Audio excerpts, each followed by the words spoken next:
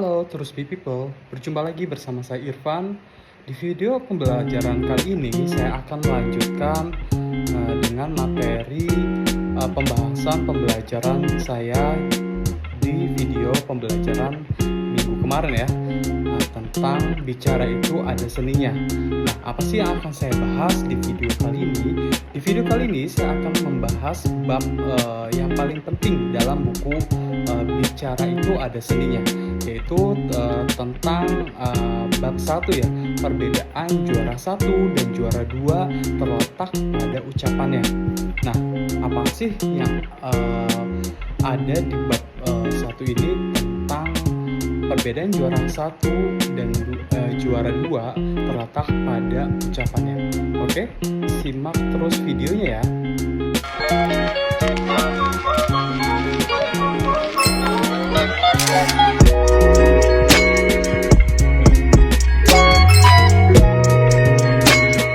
Di bab ini dijelaskan mengenai cara untuk bisa berkomunikasi dan memberikan kesan yang kiat terhadap lawan bicara.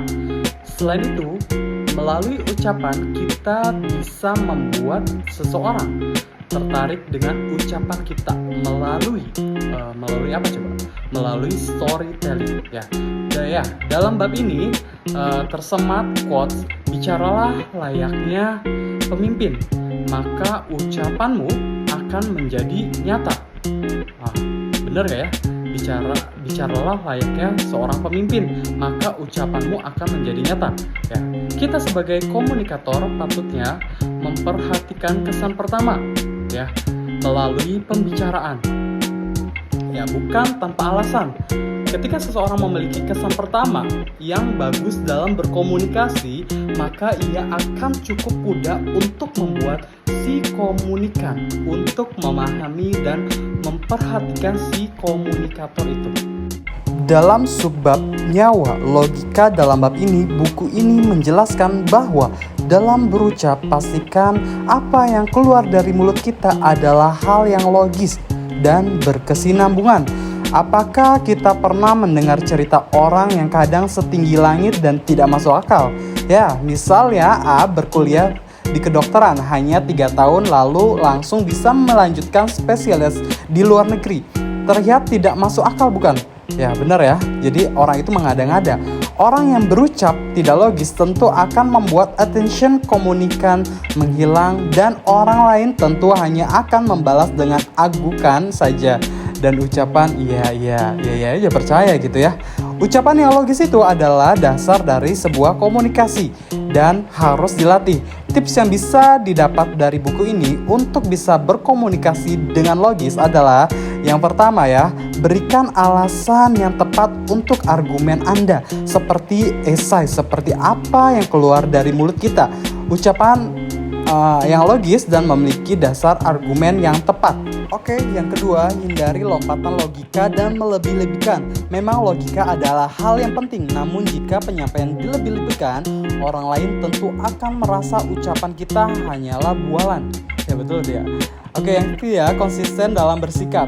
Dalam hal ini adalah ketika argumen kita terdengar lemah di antara lawan bicara kita, hendaknya kita tetap konsisten mempertahankan argumen kita, tentunya dengan alasan yang logis. Ya, jadi konsisten dalam bersikap ya. Nah, yang keempat, gunakan kata-kata yang sederhana. Terkadang ada orang yang ingin terlihat intelek dengan menggunakan bahasa Inggris dan kosakata ilmiah. Hal ini justru membuat komunikan menjadi bingung, terlebih jika ia tidak mengerti maksud dari kosakata itu.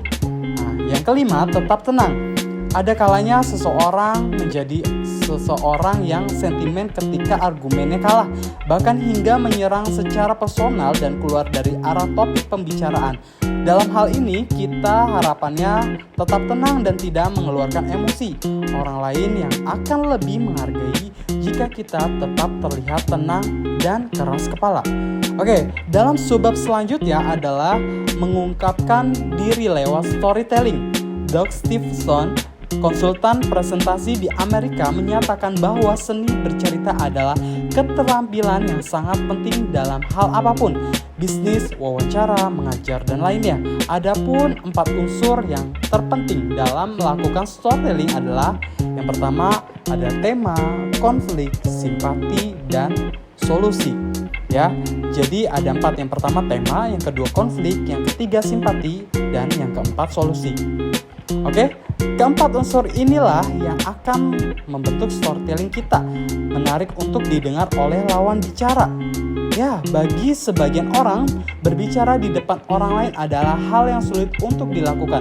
Alasannya bermacam-macam. Ada yang trauma akibat salah ucap atau kurang percaya diri sehingga menghasilkan komunikasi yang kurang baik, seperti berbicara terbata-bata dan sebagainya. Untuk mengatasi hal ini, kita bisa membuat khayalan atau pikiran bahwa audiens atau komunikan tidak akan melakukan hal-hal menyeramkan seperti yang kita pikirkan. Ya, misalnya ketika kita mencoba untuk berpidato di depan ratusan orang untuk mengatasi rasa takut atau ketidakpercayaan diri, kita bisa membuat narasi dalam pikiran kita seolah tidak ada orang di panggung atau tidak memikirkan gunjingan orang lain. Dan yang tidak kalah penting dalam bab ini adalah pentingnya bahasa nonverbal. 90% ucapan dibentuk oleh suara dan tubuh. Ya, Albert Marhaben, psikolog sekaligus pakar komunikasi dalam berbicara, menurut dia ucapan dipengaruhi 7% oleh isi dan 38% oleh suara dan 55% oleh gerak tubuh kita. Dan ada 5 aspek yang harus diperhatikan agar komunikasi tertarik dengan apa yang kita bicarakan. Oke, yang pertama adalah penampilan yang baik tentunya. Dan yang kedua, selalu tersenyum. Dan yang ketiga, kontak mata yang baik. Nah, yang keempat, sikap percaya diri. Dan yang kelima, gestur yang tepat tentunya. Ya, ketika 5 aspek ini diterapkan dengan baik, ya, dan tepat, maka isi yang kita sampaikan terhadap orang lain menjadi lebih mudah untuk dipahami. Ya, isi yang banyak, ya, isi yang baik jika tidak disampaikan dengan gestur yang tepat, ya, maka tidak akan membuat orang lain untuk tertarik dengan apa yang kita sampaikan. Maka dari itu perlu kita sebagai komunikator untuk selalu memperhatikan bahasa nonverbal di setiap komunikasi yang kita lakukan. Ya, oke?